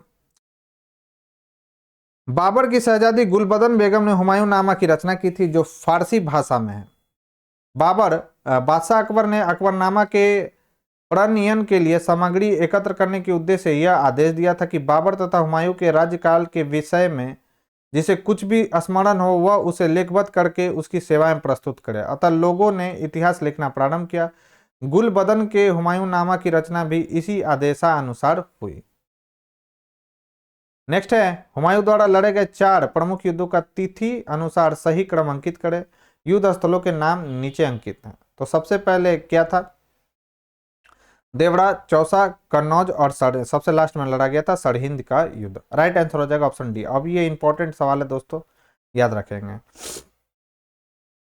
हुमायूं द्वारा लड़े गए 4 प्रमुख युद्धों का क्रम इस प्रकार है, देवड़ा, चौसा, कन्नौज एवं सरहिंद। 1532 ईस्वी में उसने गोमती के तट पर स्थित दौड़ा, जिसे देवड़ा कहा जाता है, नामक स्थान पर अफगान विद्रोही को परास्त किया। 26 जून 1539 ईस्वी को चौसा के युद्ध में हुमायूं को शेरशाह ने पराजित कर दिया। इसी युद्ध में निजाम नामक भिस्ती ने हुमायूं की जान बचाई, याद रखेंगे।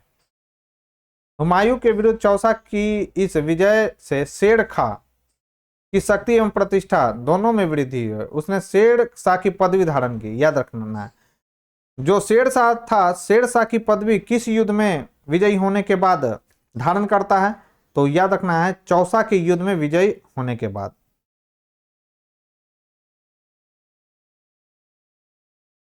तथा सिक्के पर भी अंकित का 17 मई 1540 ईस्वी को कन्नौज या बिलीग्राम के युद्ध में भी हुमायूं को शेर शाह ने पराजित होना पड़ा और विवश होकर एक निर्वासित की भांति इधर उधर भटकना पड़ा। 22 जून 1555 ईस्वी को सरहिंद युद्ध की विजय ने हुमायूं को एक बार पुनः उसका खोया हुआ राज वापस दिला दिया। और ये जो युद्ध है दोस्तों इंपॉर्टेंट है, सरहिंद का युद्ध।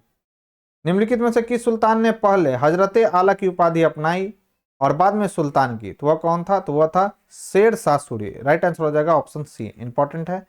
बंगाल के शासक नुसरत शाह को पराजित करके शेर खां यानी शेर शाह सूरी ने हजरते आला की उपाधि धारण की। 1539 ईस्वी में चौसा के युद्ध में हुमायूं को पराजित करके उसने शेर शाह की उपाधि धारण की, याद रखेंगे।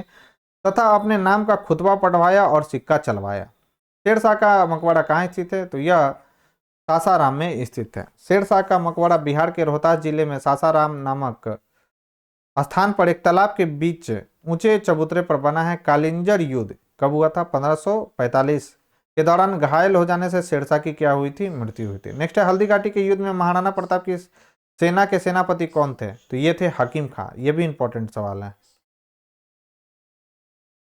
तो हल्दी घाटी का युद्ध 1576 ईस्वी में महाराणा प्रताप और मुगल सेनापति मानसी एवं आसफ खां के मध्य लड़ा गया। राजपूत योद्धाओं के अलावा राणा की सेना के अग्रभाग का नेतृत्व अफगान की एक टुकड़ी के साथ हकीम खां सुर कर रहा था। राणा की सेना में भीलों की भी एक छोटी सी टुकड़ी शामिल थी। यह राणा की मुगलों के साथ आमने सामने की आखिरी मुठभेड़ थी। आगे उसने छापामार युद्ध का सहारा लिया था। नेक्स्ट, निम्नलिखित में से किस मुस्लिम शासक ने तीर्थ यात्रा कर समाप्त कर दिया था? तो वह कौन था? अकबर। राइट आंसर हो जाएगा ऑप्शन डी। मुगल शासक व्यवस्था को स्थापित करने का श्रेय अकबर को ही है। उसकी केंद्रीय शासन व्यवस्था तथा बादशाह के पद और अधिकारों एवं कर्तव्यों की व्याख्या, उसका प्रांतीय शासन, उसकी लगान व्यवस्था, उसकी मुद्रा व्यवस्था, उसकी मनसबदारी व्यवस्था आदि सभी को उसके समय में सफलता प्राप्त हुई और वह उसके उत्तराधिकारियों के लिए आधार स्वरूप बनी। अकबर प्रथम मुस्लिम शासक था जिसने हिंदू और मुसलमानों को निकट लाने का प्रयास किया। अपनी उदारता धार्मिक नीतियों के अंतर्गत उसने 1562 में दास प्रथा, याद रखें सारा डेट अकबर से रिलेटेड है, पूछ सकता है अकबर ने दास प्रथा को कब समाप्त किया? तो 1562 ईस्वी में। तीर्थ यात्रा कर को कब समाप्त किया था? तो 1563 ईस्वी में। जजिया कर को कब समाप्त किया? तो 1564 ईस्वी में। पुनः जजिया कर को कौन लगाता है? तो पुनः जजिया कर को लगाने वाला शासक कौन था? मुगल शासक कौन था? तो वह था औरंगजेब, याद रखेंगे। अपने सामाजिक सुधार के अंतर्गत उसने बाल विवाह सती प्रथा को रोकने का प्रयत्न किया। अतः अकबर की लोकप्रियता के कारणों में उपर्युक्त चारों बिंदुओं को सम्मिलित किया जा सकता है। नेक्स्ट है, अकबर ने बंगाल तथा बिहार को मुगल साम्राज्य में मिलाया। तो यह मिलाया गया था 1576 ईस्वी में। राइट आंसर हो जाएगा सी। 1572 ईस्वी में सुलेमान काराकानी की मृत्यु के बाद उसका पुत्र दाऊद खां गद्दी पर बैठा। दाऊद खां ने अपने को स्वतंत्र घोषित कर पटना के मुगल किले पर आक्रमण किया। अकबर ने मुनीम खां को दाऊद पर आक्रमण करने तथा बिहार को जीतने का आदेश दिया। मुनीम खां ने दाऊद को एक युद्ध में पराजित किया, याद रखना है। 1574 ईस्वी में बिहार पर मुगलों का आधिपत्य हो गया। पराजित होने के बाद दाऊद खां बंगाल भाग गया, किंतु 12 मार्च 1576 को टोडरमल, मुजफ्फर खां एवं हुसैन कुली खां ने मिलकर दाऊद को पूर्णतः पराजित कर दिया। इस प्रकार 1576 ईस्वी में बंगाल तथा बिहार को पूर्ण रूप से मुगल साम्राज्य में क्या कर लिया गया? मिला लिया गया। नेक्स्ट, भारत में किसने शासनकाल में इंग्लिश ईस्ट इंडिया कंपनी का गठन हुआ? तो वह किसके शासनकाल में हुआ था? तो अकबर के शासनकाल में 1600 ईस्वी में। ठीक है, तो दिसंबर 1599 ईस्वी में लंदन में कुछ व्यापारियों ने लॉर्ड मेयर की अध्यक्षता में एक सभा का आयोजन किया। इसमें पूर्वी द्वीप समूह के साथ व्यापार की योजना तैयार की गई। इन व्यापारियों ने पूर्व के देशों के साथ व्यापार करने के आशय से 1600 ईस्वी में एक कंपनी का गठन किया। इसका नाम government and company of merchants of London trading into the East Indies रखा गया। इसे जॉन कंपनी के भी नाम से जाना जाता है। इंपॉर्टेंट सवाल दोस्तों, यस इंपॉर्टेंट फैक्ट्स है, याद रखना है। जॉन कंपनी के नाम से किसे जाना जाता है? ईस्ट इंडिया कंपनी को। इस दौरान भारत का बादशाह कौन था? तो अकबर था। आईने अकबरी किसके द्वारा लिखी गई? तो आईने अकबरी लिखा गया अबू फजल के द्वारा। आईने अकबरी अकबर के 9 रत्नों में से एक अबू फजल द्वारा लिखी गई है। यह अकबरनामा के 3 भागों में से तीसरा भाग है। इसमें अकबरकालीन शासन व्यवस्था का आधिकारिक वृत्तांत है। ये भी इंपॉर्टेंट है। एतमादुद्दौला का मकबरा आगरा में किसने बनवाया था? तो यह बनाया गया था, उनकी बेटी थी नूरजहां, उनके द्वारा। राइट आंसर हो जाएगा ऑप्शन सी। एतमादुद्दौला का मकबरा नूरजहां ने 1622 से 1628 ईस्वी के मध्य में अपने पिता की मृत्यु के बाद बनवाया।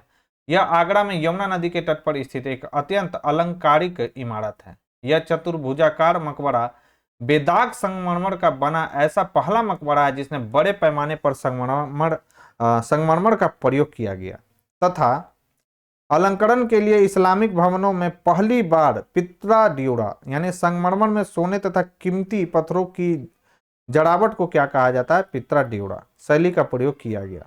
नेक्स्ट है प्राचीनकारी यानी पित्रा ड्यूरा निम्न से किससे संबंधित था? तो यह किससे संबंधित था? तो दीवारों में अर्ध कीमती पत्थर जड़कर फूलों की नक्काशी करना। इंपॉर्टेंट सवाल है दोस्तों, कितने बार पूछ चुका है सवाल, तो ये VBI सवाल है। 66 में भी पूछा गया है, री एग्जाम जो हुआ तो उसमें भी पूछा गया। राइट आंसर हो जाएगा ऑप्शन ए। तो पच्चीकारी या प्राचीनकारी जिसे हम लोग पित्रा ड्यूरा के भी नाम से जानते हैं, दीवारों में अर्ध कीमती पत्थर जड़कर फूलों की नक्काशी करने से संबंधित है। ज्ञातव्य है कि भारत में पित्रा ड्यूरा नाम का जड़ाऊ कार्य सर्वप्रथम एतमादुद्दौला के मकबरे में किया गया था। इंपॉर्टेंट है। इस मकबरे का निर्माण जहांगीर की पत्नी नूरजहां ने करवाया था। दोस्तों अगर ये वीडियो आपको पसंद आ रहा हो तो प्लीज इस वीडियो को ज्यादा से ज्यादा लाइक करें और अपने दोस्तों के साथ इसे शेयर करें। जो लोग हमारे चैनल से पहली बार जुड़ रहे हो तो चैनल को सब्सक्राइब कर ले, बेल आइकन को प्रेस कर ले ताकि नई वीडियो की नोटिफिकेशन आपको समय समय पर मिलती रहे। बढ़ते हैं अपने नेक्स्ट क्वेश्चन की ओर। नेक्स्ट हमारा क्वेश्चन है मध्यकाल में बटाई शब्द का अर्थ था। तो बटाई शब्द का अर्थ था लगान निर्धारण का तरीका। मध्यकाल में बटाई शब्द का तात्पर्य लगान निर्धारण की एक पद्धति थी जिसमें वास्तविक उपज का बंटवारा राज्य और कृषक के बीच होता था। शेरशाह सूरी ने लगान निर्धारण के लिए 3 प्रणाली अपनाई थी। कौन कौन सा? याद रखना, नस्क या मुक्ताई अथवा कनकुत। दूसरा क्या था? नगदी अथवा जब्ती। तथा तीसरा क्या था? गल्ला बख्शी या बटाई। बटाई 3 प्रकार की होती थी, खेत बटाई, लंक बटाई और रास बटाई। किस मुगल शासक ने चित्रकारी के लिए कारखाने बनवाए? इंपॉर्टेंट सवाल है दोस्तों। तो चित्रकारी के लिए कारखाने बनाने वाला कौन सा मुगल शासक था? तो वह था हुमायूं। राइट आंसर हो जाएगा ऑप्शन है। कई लोग इसका क्या मानेंगे? जहांगीर मानेंगे। जहांगीर नहीं था चित्रकार, क्योंकि जहांगीर स्वयं एक बहुत बड़ा चित्रकार था, इसीलिए लोग क्या गलती करते हैं, जहांगीर को टिक कर देते हैं। ठीक है, जबकि राइट आंसर क्या हो जाएगा? मुगल शासक ने, किस मुगल शासक ने चित्रकारी के लिए कारखाने बनवाए थे? तो वह था हुमायूं। हुमायूं ने चित्रकारी के लिए कारखाना जो है NCERT के अनुसार निगार खाना, जबकि अन्नू मनुजा की पुस्तक a critical study of Mughal painting during Akbar's reign के अनुसार तस्वीर खाना बनवाया था, जो उसकी पुस्तकालय से जुड़ा था। ज्ञातव्य है कि बिहार लोक सेवा ने अपने उत्तर पत्र में इस प्रश्न का उत्तर क्या माना है? बी माना है, यानी अकबर को माना है, जो कि बिल्कुल गलत है। दस्ताने अमीर हमजा का चित्रांकन किसके द्वारा किया गया था? तो यह किया गया था, स्टार लगा हुआ है इसमें, देखते हैं। अकबर ने अपने ग्रंथों को चित्रित करवाया था। इसमें सर्वप्रथम दस्ताना-ए-अमीर हमजा है। यह हुमायूं के काल में चित्रित होने प्रारंभ हुआ था और अकबर के शासनकाल में पूर्ण हुआ। बदायूनी और शाह नवाज खां के अनुसार इसे तैयार करने में लगभग 15 वर्ष लगे थे और पहले मीर सैयद अली तथा बाद में अब्दुस समद की देखरेख में प्रायः 50 चित्रकारों ने इसे तैयार करने में हिस्सा लिया। इसमें करीब 1400 चित्र हैं। यह ग्रंथ फारसी नायक अमीर हमजा, कौन थे ये? तो मोहम्मद साहब के चाचा, पैगंबर साहब के ये चाचा थे आमिर हमजा, के वीरतापूर्ण कारनामों का उल्लेख है। अतः बी और सी दोनों होगा। ठीक है, बी और सी दोनों, मीर सैयद और मंसूर। ठीक है, बी और सी बोल रहा, मीर सैयद अली तथा बाद में अब्दुल समद। ठीक है, मीर सैयद अली और अब्दुल समद, मंसूर नहीं, मीर सैयद। ए और सी दोनों होगा। यूरोपीय चित्रकारी का प्रवेश किसके दरबार में हुआ? तो यह हुआ था अकबर के दरबार में। यह भी इंपॉर्टेंट सवाल है। तो यूरोपीय चित्रकारी यानी यूरोपियन पेंटिंग का प्रवेश किसके दरबार में हुआ था?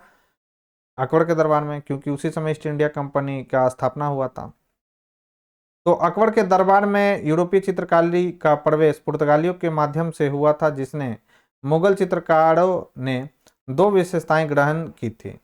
पहला क्या था? व्यक्ति विशेष का चित्रण। दूसरा था दृश्य में आगे दिखने वाली वस्तुओं को छोटे आकार में बनाना। चित्रकला का विकास हुमायूं के शासनकाल में प्रारंभ हुआ। अकबर के शासनकाल में यूरोपीय चित्रकला का प्रभाव मुगल चित्रकला शैली पर पड़ा। अकबर के दरबार में मिस्किन एक यूरोपीय शैली का चित्रकार था, याद रखेंगे, मिस्किन। अकबर के समय दसवंत अग्रणी चित्रकार था। जहांगीर के शासनकाल को मुगल चित्रकला का स्वर्ण युग कहा जाता है।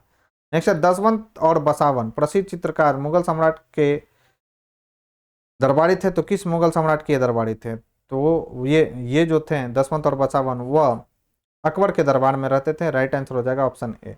तो दसवंत और बसावन अकबर कालीन चित्रकार थे। दसवंत जो एक कहार का बेटा था, के काम से अकबर इतना प्रभावित था कि उसने उसे अपने समय के अग्रणी चित्रकार बनने में सहयोग दिया, किंतु बाद में यह महान चित्रकार मानसिक रूप से विक्षिप्त हो गया और 1584 में क्या हुआ था? इसने आत्महत्या कर ली। अकबर कालीन चित्रकारों के नाम अबू फजल ने अपनी पुस्तक आईनी अकबरी में गिराया। कौन कौन था? दसवंत, बसावन, केशवलाल, मुकुंद, मिशिकन, फारूक, कलम, माधव, जगन्नाथ, महेश, खेमकरण, तारा, सांवल और हरिवंश। नेक्स्ट है मुगल चित्रकला किसके नेतृत्व में अपने शीर्ष बिंदु पर था? तो वो किसे कहा जाता है मुगल चित्रकला का स्वर्ण युग? तो जहांगीर के शासनकाल को। राइट आंसर हो जाएगा ऑप्शन है। तो मुगल चित्रकला जहांगीर के काल में अपने शीर्ष पर पहुंच गई थी। जहांगीर चित्रकला का बड़ा कुशल पारखी था। मुगल शैली में मनुष्यों का चित्र बनाते समय एक ही चित्र में विभिन्न चित्रकारों द्वारा मुख, शरीर तथा पैरों को चित्रित करने का रिवाज था। जहांगीर का दावा था कि वह किसी भी चित्र में विभिन्न चित्रकारों के अलग अलग योगदान को पहचान सकता है। शिकार, युद्ध तथा राज दरबार के दृश्यों को चित्रित करने के अलावा जहांगीर के काल में मनुष्यों तथा जानवरों के चित्रों को बनाने की कला विशेष प्रगति हुई। अबुल हसन ने जहांगीर के सिंहासन रोहन का एक चित्र बनाया था। तो ये याद रखना है, किसने जहांगीर के सिंहासन रोहन का चित्र बनाया था? तो वो था अबुल हसन, जिसे जहांगीर की आत्मकथा तुजू के जहांगीर के मुख पृष्ठ पर लगा दिया गया। इस तरह जहांगीर के काल को मुगल चित्रकला का स्वर्ण युग कहा जाता है। नेक्स्ट, जाप्ती प्रणाली किसकी उपज थी? तो यह उपज थी अकबर की। अकबर के शासनकाल में भू राजस्व वसूली के लिए जाप्ती प्रणाली का प्रचलन हुआ, जो भूमि सर्वेक्षण, भू राजस्व निर्धारण के लिए दस्तूरुल अमल तथा जब्ती खसरे की तैयारी पर आधारित थी। साम्राज्य के अधिकतर भूभाग में यही प्रणाली प्रचलित थी। इसके अतिरिक्त अकबर के समय कानकुत तथा आईने दहसाला जैसी अन्य भू राजस्व प्रणालियां भी प्रचलित थी। नेक्स्ट है, यह कथन किसका है कि अकबर के शासन में इलाहाबाद में 40 स्तंभ युक्त मंजिल के निर्माण में 5000 से 20,000 लोगों ने 40 साल तक काम किया? तो यह कहा था किसने? तो विलियम फिंच ने यह स्टेटमेंट कहा था। विलियम फिंच के अनुसार इलाहाबाद स्थित पैलेस ऑफ 40 पिलर्स के निर्माण में 40 वर्ष लगे और इसके निर्माण हेतु 5000 से 20,000 लोगों ने काम किया। कश्मीर का अकबर किसे कहा जाता? तो अकबर के नाम से प्रसिद्ध सुल्तान था, तो वह था सुल्तान जैनुल आबादीन। राइट आंसर हो जाएगा डी। अकबर के समान धर्म सहिष्णु एवं सामाजिक कार्यों के लिए सुल्तान जैनुल आबादीन को कश्मीर का अकबर कहा जाता है। इंपॉर्टेंट है, पूछा जा चुका है विभिन्न गवर्नमेंट एग्जाम में भी और बीपीएससी में भी। उसने संस्कृत के अनेक महत्वपूर्ण ग्रंथों का अनुवाद कराया तथा श्री भट्ट तथा और मंसूर बिन अहमद जैसे वैद्यों का संरक्षण भी प्रदान किया था। 2 अस्पा सी अस्पा प्रथा किसने शुरू की थी? यह शुरू किया गया था जहांगीर के द्वारा। यह भी इंपॉर्टेंट क्वेश्चन है दोस्तों। 2 अस्पा एवं सी अस्पा प्रथा जहांगीर ने चलाई थी। इसके अंतर्गत बिना जात पद बढ़ाए ही मनसबदारों को अधिक सेना रखना पड़ता था। 2 अस्पा का क्या अर्थ है? इसमें मनसबदारों को अपने सवार पद के दोगुने घोड़े रखने पड़ते थे। सी अस्पा क्या हो गया? इसमें मनसबदार को अपने सवार पद के 3 गुने घोड़े रखने पड़ते थे, याद रखना। ईरान के शाह और मुगल शासकों के बीच झगड़े की जड़ क्या थी? तो यह था कंधार। राइट आंसर हो जाएगा ऑप्शन बी। तो कंधार राज्य ईरान के शाह और मुगलों के बीच संघर्ष की जड़ थी, क्योंकि कंधार को अपने हाथों में रखना मुगल शासक तथा ईरान के शाह के लिए प्रतिष्ठा का विषय बन गया था। दोनों शासकों की साम्राज्यवादी योजना को कार्यान्वित किया जाना बहुत अधिक कंधार को अपने हाथों में रखने पर ही निर्भर करता था। दिल्ली के लाल किले का निर्माण कराया था, सभी कोई जानते होंगे। राइट आंसर हो जाएगा शाहजहां। अकबर के फतेहपुर सीकरी की भांति शाहजहां ने दिल्ली में अपने नाम पर शाहजहानाबाद नामक एक नगर की स्थापना 1638 ईस्वी में की तथा वहां अनेक सुंदर एवं वैभवपूर्ण भवनों का निर्माण कर उसे सुसज्जित करने का प्रयास किया। शाहजहानाबाद के भवनों में लाल किला सबसे प्रमुख है। चतुर्भुजाकार यह किला लाल बलुआ पत्थर से निर्मित होने के कारण लाल किला के नाम से प्रसिद्ध है। इसका निर्माण कार्य 1639 ईस्वी में प्रारंभ हुआ तथा 9 साल में पूर्ण हुआ। इस किले के पश्चिमी द्वार का नाम क्या है तो लाहौरी दरवाजा तथा दक्षिणी द्वार का नाम क्या है तो दिल्ली दरवाजा है। यह सुंदरता तथा शोभा में अनोखा है तथा संभवतः विश्व में अतुल्य है। नेक्स्ट, निम्नलिखित में से किस इतिहासकार ने शाहजहां के शासन को मुगल काल का स्वर्ण युग कहा था? यह कहा गया था A.L. श्रीवास्तव के द्वारा। शाहजहां के शासनकाल को मुगल काल का स्वर्ण युग। तो डॉक्टर A.L. श्रीवास्तव ने अपनी पुस्तक मुगल कालीन भारत में लिखा है कि शाहजहां का शासनकाल भारत के मध्ययुगीन इतिहास में स्वर्ण युग के नाम से प्रसिद्ध है। यह केवल कला और कला में भी वास्तुकला की दृष्टि से ही सत्य माना जा सकता है। J.N. सरकार और V.A. स्मिथ शाहजहां के काल को स्वर्ण काल मानने के पक्ष में नहीं है। S.R. शर्मा ने शाहजहां के काल को स्पष्ट रूप से मुगल काल का स्वर्ण काल माना है। औरंगजेब द्वारा चलाया गया जिहाद का अर्थ क्या था? तो यह था दारुल इस्लाम। राइट आंसर हो जाएगा ऑप्शन बी। तो औरंगजेब सर्वोपरि एक उत्साही सुन्नी मुसलमान था। उसकी धार्मिक नीति सांसारिक लाभ के किसी विचार से प्रभावित नहीं थी। उदार दारा के विरुद्ध सुन्नी कट्टरता के समर्थक के रूप में राज सिंहासन प्राप्त करने वाले की हैसियत से उसने कुरान के कानून को कठोरता से लागू करने का प्रयत्न किया। इस कानून के अनुसार प्रत्येक धार्मिक मुसलमान को अल्लाह की राह में मेहनत करनी चाहिए, या दूसरे शब्दों में तब तक गैर मुसलमानी देशों को क्या कहा गया? दार उल हर्ब के विरुद्ध धर्म युद्ध यानी जिहाद करना चाहिए जब तक कि वे इस्लाम राज यानी दार उल इस्लाम के रूप में परिवर्तित नहीं हो जाए। पटना में किस सिख गुरु का जन्म हुआ था? तो वो थे गुरु गोविंद सिंह। राइट आंसर हो जाएगा ऑप्शन डी। अब कब हुआ था देख लेते हैं। गुरु गोविंद सिंह सिखों के 10वें गुरु थे। इनका जन्म 1666 ईस्वी में पटना बिहार में हुआ था। ये डेट याद रखना है दोस्तों, इंपॉर्टेंट है। जबकि मृत्यु कब हुआ था? इनकी मृत्यु कब हुई थी? तो 7 अक्टूबर 1708 ईस्वी को नांदेड़ यानी महाराष्ट्र में हुई थी। नेक्स्ट, मुगल प्रशासन में मुहस्सिब था। तो मुगल प्रशासन में मुहस्सिब कौन था? तो यह था लोक आचरण अधिकारी। राइट आंसर हो जाएगा ऑप्शन सी। ये भी आई है। मुगल काल में मुहस्सिब जन आचरण के निरीक्षण विभाग का प्रधान था। उसका कार्य प्रजा के आचरण को उच्च बनाए रखना था। प्रजा के आचरण को शुद्ध बनाए रखने के लिए अकबर ने नगरों में मदिरा की बिक्री तथा वेश्याओं का निवास निषिद्ध घोषित कर दिया था। वेश्याओं को नगर में निष्कासित कर एक नए स्थान पर बसाया गया और उसका नाम क्या रखा गया? तो शैतानपुरी रखा गया था, याद रखना है। मुगल प्रशासन में मददे मास इंगित करता है। तो यह इंगित करता है विद्वानों को दी जाने वाली राजस्व मुक्त अनुदत्त भूमि को मददे मास कहा जाता था। तो ये इंपॉर्टेंट सवाल है दोस्तों। तो मुगल प्रशासन में विद्वानों एवं धार्मिक लोगों को दी जाने वाली राजस्व मुक्त अनुदान भूमि को मददे मास कहा जाता था। इसे सयूड़ गाल भी कहा जाता था। दान दी जाने वाली समस्त भूमि का निरीक्षण सद्र करता था तथा सद्र का यह भी दायित्व था कि इन अनुदानों का दुरुपयोग न हो पाए। यह भूमि स्थानांतरित नहीं थी, यानी ये स्थानांतरित नहीं किया जा सकता था भूमि, और अनुदान ग्राही के पास वंशानुगत रूप में ही और क्या लिखा? अनुदान ग्राही के पास वंशानुगत रूप से रहती थी, यानी पिता के बाद उसका बेटा, उसके बाद उसका बेटा। मयूर सिंहासन पर बैठने वाला अंतिम मुगल सम्राट कौन था? तो वह था मोहम्मद शाह। राइट आंसर हो जाएगा बी। शाहजहां द्वारा बनाए गए प्रसिद्ध मयूर सिंहासन पर बैठने वाला अंतिम मुगल शासक मोहम्मद शाह था, क्योंकि उसके काल में नादिर शाह ने 1739 ईस्वी में क्या किया था? भारत पर आक्रमण किया था। कब? 1739 में, और करनाल युद्ध में मुगल सेना को पराजित किया था। समकालीन लेखक आनंद राम मुखलिस के अनुसार नादिर शाह अपने साथ 60,000 रुपए, कई हजार अशरफियां, 1 करोड़ रुपए का सोना, 50 करोड़ के जवाहरात, कोहिनूर एवं तख्ते ताज, जिसे हम लोग मयूर सिंहासन के नाम से जानते हैं, को ईरान ले गया। नेक्स्ट, निम्नलिखित में से किस मुगल बादशाह को वजीर गाजी उद्दीन ने दिल्ली में दाखिल नहीं होने दिया था? तो वह कौन था? तो वह था शाह आलम द्वितीय। तो शाह आलम द्वितीय का कार्यकाल 1759 से 1806 ईस्वी तक था। उसका वास्तविक नाम अली गौहर था। अपने पिता आलमगीर द्वितीय की मृत्यु के समय वह बिहार में था। यद्यपि उसे मुगल बादशाह घोषित कर दिया गया था, किंतु मुगल दरबार की गुटबाजी के चलते वह बिहार में रहा और दिल्ली का सिंहासन 1760 ईस्वी से 1771 ईस्वी तक खाली पड़ा रहा। 1772 ईस्वी में मराठाओं की सहायता से ही वह दिल्ली पहुंच सका। शाह आलम द्वितीय के समय में ही दिल्ली पर अंग्रेजों का अधिकार हो गया था। ये इंपॉर्टेंट फैक्ट है दोस्तों, याद रखेंगे। नेक्स्ट, अलाउद्दीन खिलजी के आक्रमण के समय चित्तौड़ का शासक कौन था? तो चित्तौड़ का शासक था राणा रतन सिंह, पहले भी डिस्कस कर चुके हैं।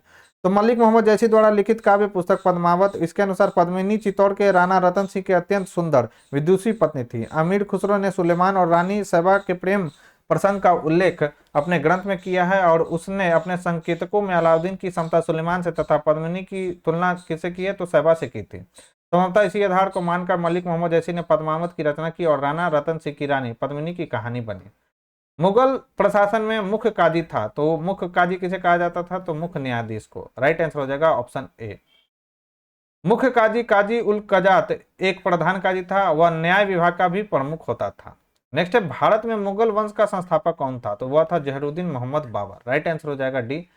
मुगल वंश का संस्थापक बाबर था। मुगल शासक वास्तव में तुर्की के चुगताई नामक शाखा के थे, ये याद रखना है। इस शाखा का नाम प्रसिद्ध मंगोल नेता चंगेज खां के द्वितीय पुत्र के नाम पर पड़ा था, जिसके अधिकार में मध्य एशिया तथा तुर्की का देश तुर्किस्तान था।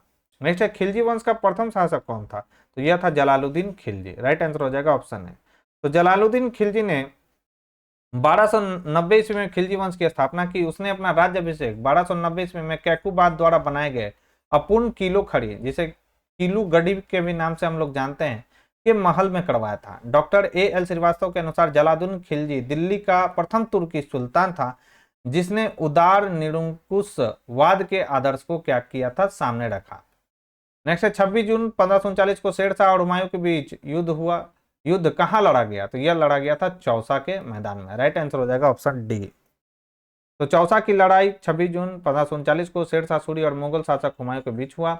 शेरशाह सूरी ने हुमायूं को क्या किया था? हराया और फरीद अल दीन शेरशाह की उपाधि धारण की। नेक्स्ट है, अलीगढ़ का बिहार अभियान किस वर्ष समाप्त हुआ? तो यह समाप्त हुआ था 1559 में।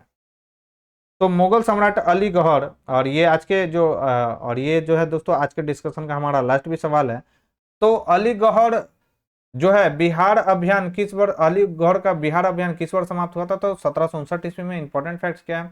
तो मुगल सम्राट अलीगढ़ ने 1759 ईस्वी में बिहार पर आक्रमण किया और पटना स्थित अंग्रेज फैक्ट्री में राज्याभिषेक कराया। तो याद रखना है कि किस मुगल बादशाह ने पटना स्थित अंग्रेजी फैक्ट्री में राज्याभिषेक करवाया था? तो वह था अलीगढ़, यानी शाह आलम द्वितीय भी से नाम से जाना जाता है।